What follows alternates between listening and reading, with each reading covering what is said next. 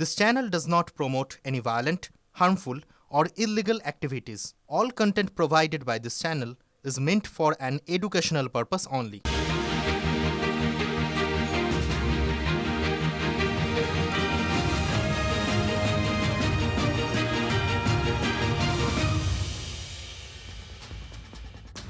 ভয় আউট, ভরসা ইন। প্রথমত সরকারের পালাবদল হয়েছে, দ্বিতীয়ত গুন্ডা, হাফ গুন্ডা, সেমি গুন্ডা, কোয়ার্টার গুন্ডা আর গুন্ডা টাইপ নেতাদের একের পর এক গ্রেফতারি। এতে কি হয়েছে জানেন? ভয়ের কোনো নামগন্ধ আর পাবলিকের মধ্যে নেই। জনতার উৎসাহ এখন দ্বিগুণ, ক্ষেত্র বিশেষে উৎসাহ হয়ে যাচ্ছে অতি উৎসাহ। আজ বিকেলে তারই সাক্ষী হলো সুরুচি সংঘ। বলতে পারেন কোন সুরুচি সংঘ? নিউ আলিপুরের যে পুজোয় লম্বা লাইন ঠেলে, আপনারাও হয়তো অনেক সময় ঠাকুর দেখতে গিয়েছেন পরিবার নিয়ে। প্রাক্তন মন্ত্রী, অবশ্যই প্রাক্তন দাপুটে মন্ত্রী অরূপ বিশ্বাসের ভাই স্বরূপ বিশ্বাস, তিনি অ্যারেস্ট হয়ে যাওয়ার পরেই আজ জনরোষ গিয়ে পড়ল সুরুচি সঙ্গে। এই ক্লাবটা নামেই সুরুচি সংঘ, এখন বোঝা যাচ্ছে আদতে এটা অরূপ স্বরূপ সঙ্গে পরিণত হয়েছিল। ক্লাব না পার্টি অফিস আপনি সাদা চোখে দেখলে বুঝতে পারবেন না। মমতার জমানায় দেখুন ক্লাবগুলোর রাজনীতিকরণ যে বাকি ছিল না সেটা সবাই বুঝেছে, কিন্তু কোনো কোনো ক্ষেত্রে এটা ম্যাক্সিমাম লেভেলে গেছিল। এই সুরুচি সঙ্গের আজকের ছবি তার প্রমাণ। ক্লাব এটা তো পাড়ার মানুষজনের জন্য হবে, কিন্তু সেখানে তৃণমূলের পতাকা, ব্যানার, দলীয় কাগজপত্র, ভোটের কাগজপত্র ইত্যাদি প্রভৃতি কি নেই। ক্লাবে খেলাধুলার কোনো সরঞ্জাম অ্যাটলিস্ট আমাদের চোখে পড়েনি, যেগুলো থাকাটা বাঞ্ছনীয়। উল্টে পাওয়া গেছে খাট বিছানা, ওয়ার্ড্রোব, দামি টিভি। এই সমস্ত টাকার উৎস কি? এগুলোর পেছনে তো খরচ আছে। আর যেখানে তৃণমূল একটা অদ্ভুত চাকচিক্যে বিশ্বাস করতো, আপনি যে ক্লাবেই দেখবেন একটু টাইলস লাগানো আছে, রঙিন টাইলস। কি জানি ওদের কি মেন্টাল সেট আপ ছিল তাদের। তোলাবাজির টাকা বলছেন দুষ্ট এলাকাবাসী। টলিউডের শাসনকর্তা এক সময়কার স্বরূপ বিশ্বাস যে যে অভিযোগের ভিত্তিতে গ্রেফতার হয়েছেন তার মধ্যে কিন্তু এই তোলাবাজির অভিযোগও আছে। জামানা বটে একটা, বেডরুম বা হোটেলের ঘরের বাইরেও যে খাট থাকতে পারে দেখিয়ে দিয়েছে তৃণমূল। সুরেন্দ্রনাথ কলেজের অন্দরে খাট বিছানা। পালাবদল না হলে হয়তো জানাই যেত না তৃণমূল নেতা কান কাটা দেবু আর দেবুর ছেলের কুকীর্তি। এবার সাজানো খাট বিছানা পাওয়া গেল ক্লাবেও। যে সে ক্লাব নয়, প্রাক্তন মন্ত্রী অরূপ বিশ্বাসের ক্লাব সুরুচি সংঘে। অরূপের ভাই স্বরূপ গ্রেপ্তার হওয়ার পরদিনই জনরোষ আছড়ে পড়ল নিউ আলিপুরের সুরুচি সংঘে। সেই সুরুচি সংঘ দক্ষিণ কলকাতার যে পুজোয় জনস্রোত আছড়ে পড়ে প্রতিবার।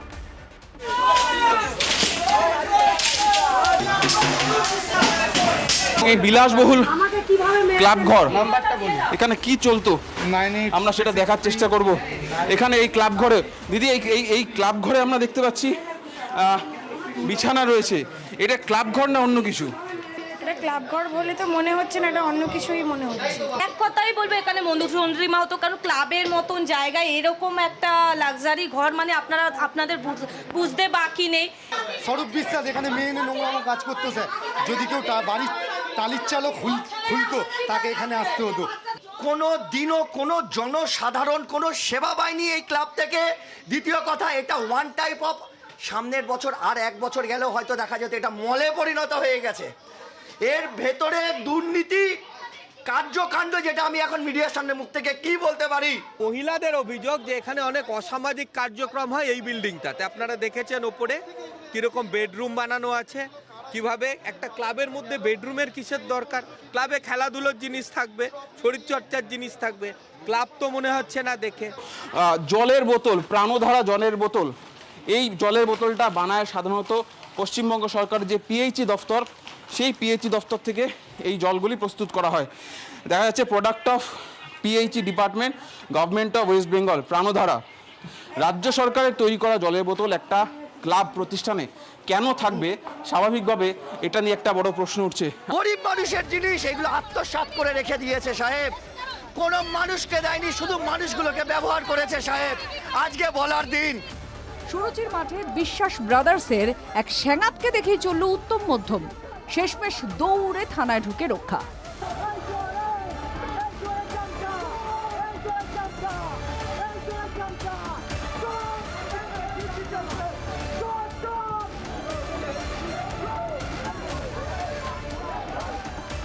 এমন দিন দেখতে হবে কোনোদিন ভেবেছিলেন অরূপ স্বরূপ?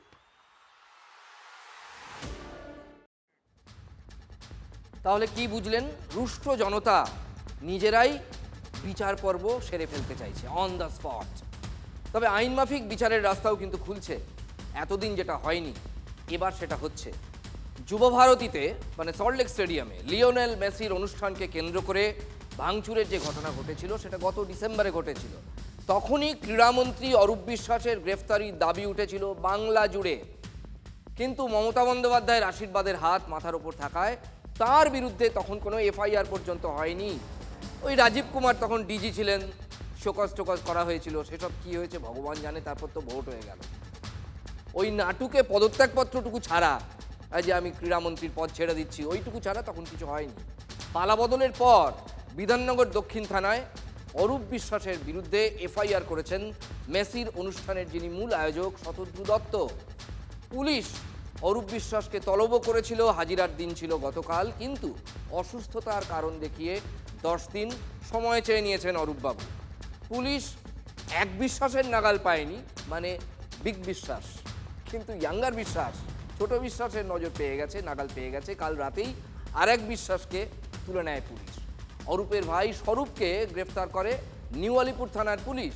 স্বরূপের বিরুদ্ধে খুনের চেষ্টা, যৌন হেনস্থার মতো মারাত্মক অভিযোগ এনেছেন টলিউডের এক মেকআপ আর্টিস্ট।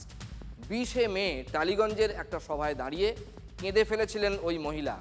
আজ আমাদের রিপোর্টারের সামনেও স্বরূপ বাহিনীর বিরুদ্ধে বিস্তর ক্ষোভ এবং অভিযোগ উগরে দিয়েছেন তিনি বলেছেন, কাজ পাইয়ে দেওয়ার নাম করে বলা হতো যে কাজ পাইয়ে দেব, কিন্তু বেড পার্টনার হতে হবে। পারবে হতে? 1:30টার সময় আমার বাড়িতে আসে, উনি থ্রেট দিয়ে গেছিল যে এই চিঠিটা তুলে নাও, না হলে বাপি মালাকার অরূপ বিশ্বাস কিন্তু তোমাকে কিন্তু মার্ডার করে দেবে, আর এমন ভাবে মার্ডারটা করবে যেটা কখনো কোনো ইয়ে থাকবে না, প্রুফ থাকবে না, ওটা দেখানো হবে যে ওটা সুসাইড করেছো তুমি। আরেকটা কথা আমাকে বলা হয়েছে যে এই ইন্ডাস্ট্রিতে কাজ করতে গেলে প্রিয় মানুষ হতে হয়। কি করে প্রিয় মানুষ হবো আমি জানি না। এবং বলেছে যে তুমি সব বিশ্বাসের বেড পার্টনার হও, হ্যাঁ, এবং তুমি মেস সাপ্লাই করে কাজ করো। কাকে সাপ্লাই করতে হবে?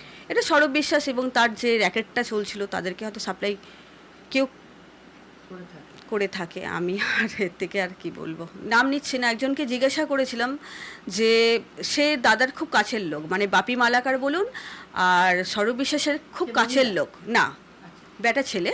তা আমি বলেছিলাম যে দাদা আমাকে কেন কাজটা দিচ্ছে না, কিসের জন্য কাজটা দিচ্ছে না। তখন উনি আমাকে একটা কথাই বলেছিল যে তাহলে তুমি একটা কাজ করো, একদিন দুপুরবেলায় তোমাদের গিল্ডের অফিসে তুমি চলে যাও, ওইখানে মজমস্তি করে আসো, তারপর দেখবে কাজ পাবে। স্বরূপ বিশ্বাসের পরিচয়টা ঠিক কি? প্রাক্তন মন্ত্রী অরূপ বিশ্বাসের ভাই। কিন্তু এই পরিচয় কাজে লাগিয়েই টলিউডে ঢুকে পড়েছিল স্বরূপ। অ্যাসিস্ট্যান্ট ডিরেক্টর পরিচয় দিয়ে গিল্ড এবং ফেডারেশনের মাথায় বসেও পড়েছিল স্বরূপ দীর্ঘদিন ধরে। সারা বছর স্বরূপের নামে বিবিধ অভিযোগ জমা পড়ত, কিন্তু এতই শক্তিশালী, এতই প্রতাপশালী স্বরূপ প্রায় অভিনেতা, অভিনেত্রী, পরিচালকদের ব্যান করে দিতেন, মানে তার খেয়ালখুশি মতো ঘটনাগুলো ঘটতো। সবচেয়ে বড় ভুক্তভোগী বোধহয় অভিনেতা অনির্বাণ ভট্টাচার্য। অনির্বাণের মতো একজন শক্তিশালী অভিনেতাও টলিউডে কাজ পাননি। পালাবদলের পর খুশি টেকনিশিয়ানরা, কলাকুশলীরা। পাশে দাঁড়াচ্ছেন না বিরোধী দলনেতা ঋতব্রত বন্দ্যোপাধ্যায়। পেছনে থেকে তাদের উজ্জ্বল করে রাখতেন এবং ফ্যামিলি বলে ডাকতেন। তাদের ফ্যামিলি মেম্বার কালকে ধরা পড়েছেন এবং বড় মেম্বারও ধরা পড়বেন বলে সবাই আশা করছে। তাদের ফ্যামিলি মেম্বারের কি বেল করাতে তারা যাবেন জেলে বা কোর্টে যাবেন কি, তাদের উপর আমি প্রশ্ন ছুড়ে দিলাম। বিভিন্ন ধরনের যে অত্যাচার, আর্থিক, মানসিক, শারীরিক, মমতা বন্দ্যোপাধ্যায় প্রাক্তন মুখ্যমন্ত্রীর অনুপ্রেরণায় এই অরূপ বিশ্বাস এবং স্বরূপ বিশ্বাসেরা চালিয়ে যেতেন। তাদের ইচ্ছামতো অন্যায়ের যারা সঙ্গী হতেন না তাদের শাস্তি পেটের ভাত কেড়ে নেওয়া। তিনি টেকনিশিয়ান হোক, শিল্পী হন, প্রযোজক হন, পরিচালক হন, সেই ঘটনা ঘটানো হতো। যে যেমন পাপ করবে সে তার শাস্তি পাবে, এইটুকু আমি বিশ্বাস করি। আমি জীবনে দেখেওছি, দেখছিও। এইটুকু বলতে পারি যে অন্যায় অবিচার প্রচুর হয়েছে, সেগুলো শাস্তি হওয়া উচিত। এই যে ব্যান কালচার, অনির্বাণ ভট্টাচার্যের মতো শিল্পী, ঋদ্ধি সেনের মতো অ্যাক্টার, এরা কাজ পান না কেন? এরা কেন ব্যান? এই যে মানুষ, প্রচুর আর্টিস্ট, প্রচুর টেকনিশিয়ানস ডিপ্রেশনের শিকার। এই সরকার পিছনে সরকার যারা ছিলেন তারা এসবের জন্য মানে দায়ী। This will be solved. আর হবে না সব। যারা দুর্নীতিতে যুক্ত, কে যুক্ত কে না যুক্ত সেটা তো আমরা ঠিক করতে পারি না, প্রশাসন ঠিক করবেন। কিন্তু দুর্নীতিতে যুক্ত, মানুষের থেকে কাটমানি তোলায় অভিযুক্ত এরকম কোনো লোকের পক্ষে আমরা কোনো কথা বলবো না।